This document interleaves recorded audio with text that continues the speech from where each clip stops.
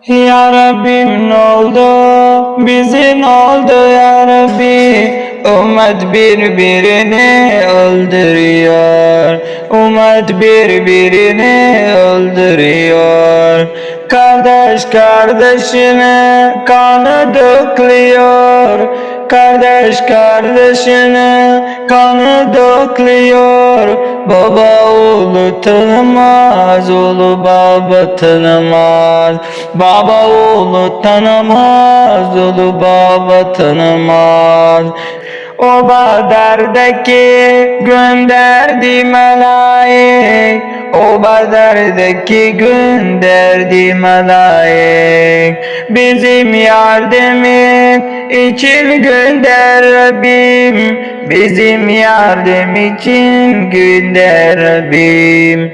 Bizi artık sıkıldık bu fitnelerden. Bizi artık sıkıldı bu fitnelerden. Ya Rabbim gönder malaikler bizim yardım için. Her yerde fitne ateşi var. Her yerde fitne ateşi var. Her yerde ölüm, ölümdür. Her yerde ölüm, ölümdür.